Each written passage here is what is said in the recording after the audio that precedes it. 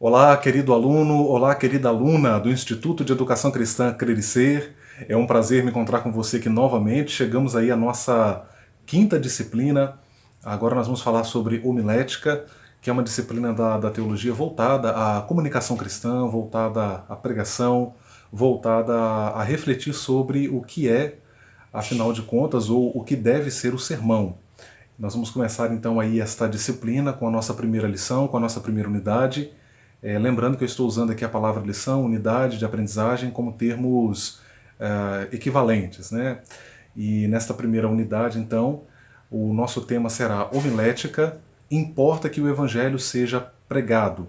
Esse será o assunto que nós vamos abordar aqui nesta videoaula. Começamos aí tomando como base o verso 97 do Salmo 119, onde nós podemos ler. É uma exclamação de amor à palavra de Deus. Como eu amo a tua lei, medito nela o dia inteiro. Eu quero já dizer para você de partida que esta disciplina é fantástica, é uma disciplina muito interessante.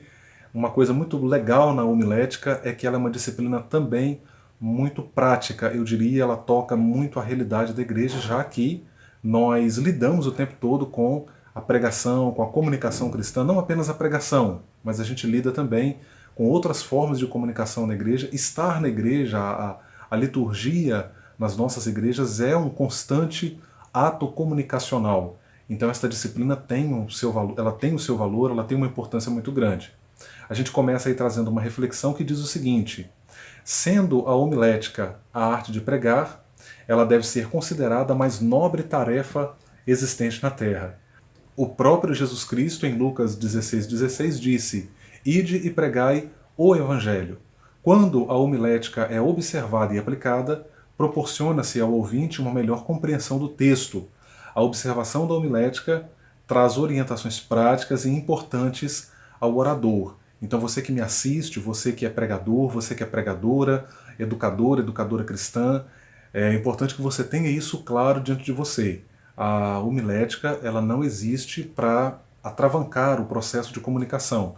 Pelo contrário, ela objetiva tornar mais eficiente esse ato comunicacional no contexto da igreja.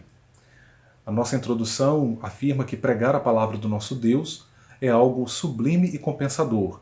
Sublime por se tratar da exposição da verdade divina, do querer de Deus com relação à sua igreja e aos pecadores. Então, com relação à igreja, Deus quer que ela santifique-se cada vez mais, que ela cuide dos seus membros, que ela adore a Ele.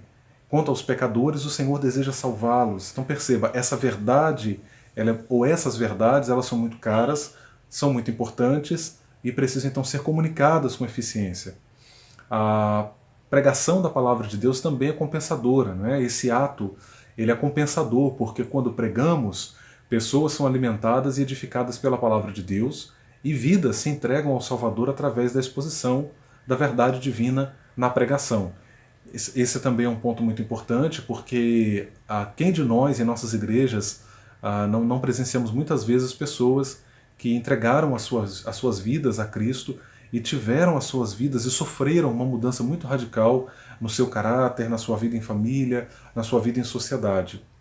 No ponto 1 aí nós trazemos aí uma conceituação do que é, ou seja, do que vem a ser homilética, qual o seu papel, qual a sua finalidade, bem como a sua área de atuação.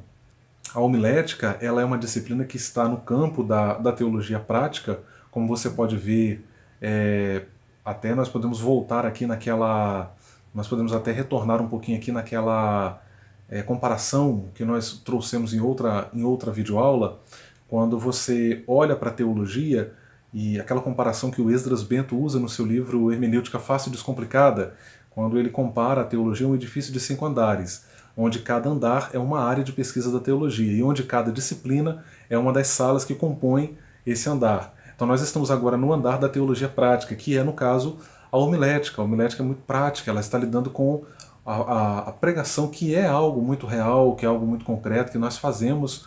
E hoje, inclusive, a homilética ela acaba tendo uma importância ainda maior, justamente no momento da história da igreja brasileira, em que nós temos uma clara deturpação da pregação, né? O conteúdo da pregação hoje evangélica no país é muito divorciado do comprometimento com uma análise exegética séria. É um conteúdo muito divorciado, principalmente no contexto pentecostal, infelizmente, contexto do qual eu faço parte.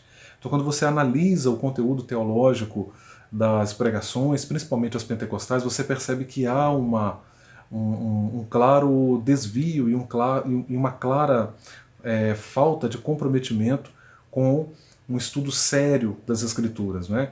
Então a homilética ela chama, embora é claro que a questão da análise textual, isso é hermenêutica, é exegese, mas você vai perceber que o pregador ele também é um hermeneuta, ele precisa ser um hermeneuta, então ele precisa ter esse cuidado, esse comprometimento. A homilética ela nos chama para essa responsabilidade que é muito séria. A definição etimológica da palavra, esse termo homilética vem do grego. Lá no grego é homiletikei, que significa o ensino em tom familiar. Deixa eu fazer uma pausa aqui rapidinho, olha que interessante. A gente tem a ideia de só caracterizar como pregação aquela pregação que é proferida por um pregador com voz possante, né, com voz de trovão, e acha que pregador bom é aquele pregador que grita o tempo todo, mas você percebe que a ideia de pregação lá atrás, lá no período apostólico, você tem a ideia de que pregação, ou seja, a homilia, era o quê? Era o ensino em tom familiar, ou seja, nos faz pensar até, né, nos faz pensar até numa conversa à mesa. É bem diferente do que a gente vê hoje. É claro, isso eu não estou condenando o formato atual da pregação, né, mas é interessante a gente pensar que o conceito de pregação não é tão restrito como algumas pessoas pensam.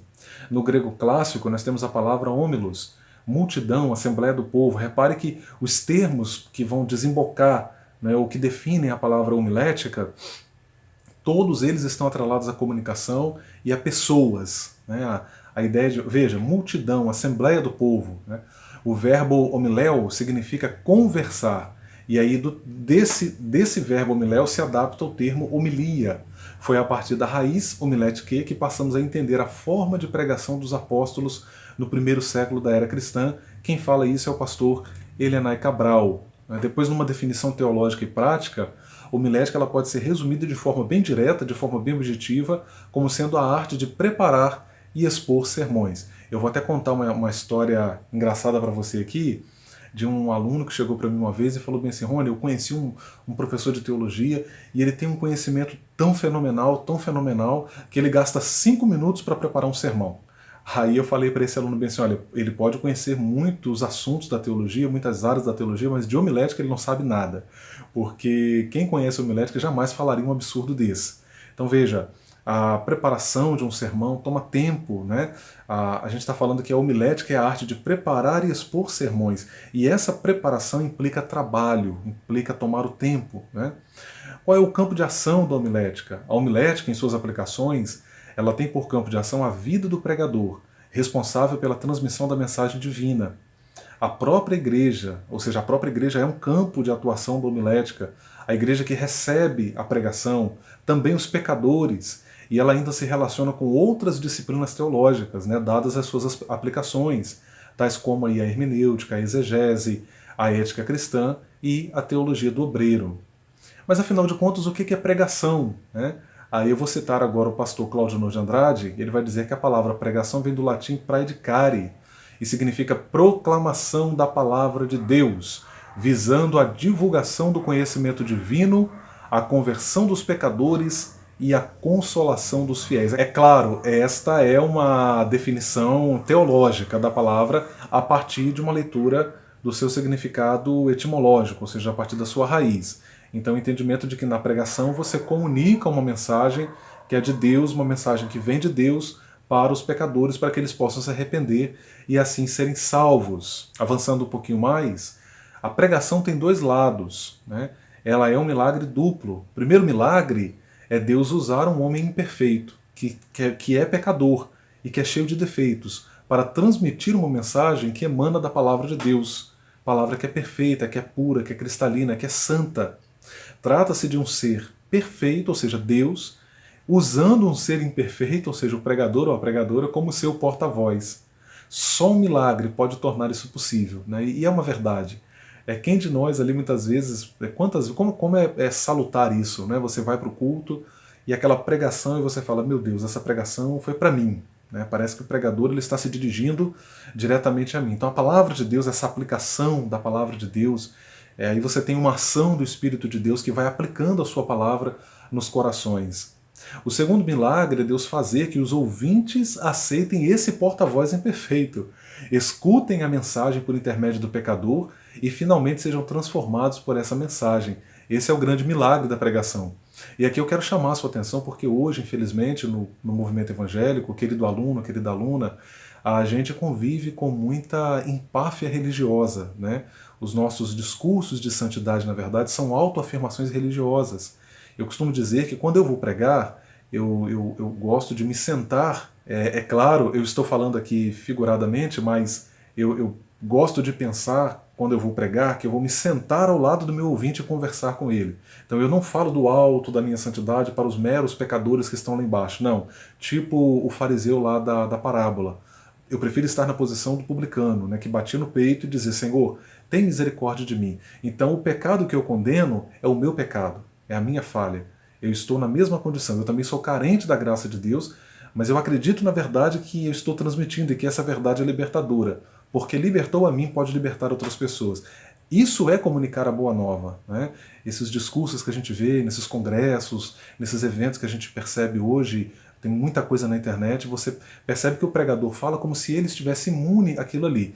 E em muitos casos você vai descobrir, inclusive, que esses pregadores que têm esse discurso tão exacerbado de santidade, muitas vezes eles próprios estão envolvidos em escândalos horrorosos, em termos morais, financeiros, éticos e por aí vai, né?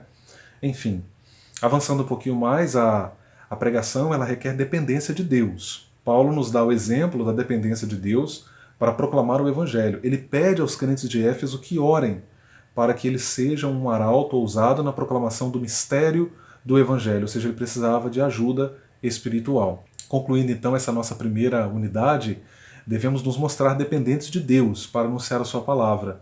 O pregador jamais deve apoiar-se exclusivamente em seu próprio cabedal de conhecimento secular, bíblico e teológico, pois ainda que ele tenha amplo conhecimento nestes ramos do saber, se não tiver a unção de Deus, sua mensagem não produzirá efeitos. Fica uma espécie de discurso vazio, um discurso sociológico, filosófico, até ecoa, mas não gera resultados. Nada contra discursos filosóficos, sociológicos, eu escrevo nessas áreas, ouço autores dessas áreas, ouço palestras dessas áreas, mas eu entendo que a pregação ela é diferente, ela tem a sua especificidade, ela tem o objetivo de comunicar a boa nova do Evangelho que transforma, que liberta vidas. Muito bem, estamos parando por aqui, a gente vai voltar então na nossa unidade número 2, falando aí sobre homilética e sua importância para a igreja. Nos encontramos lá.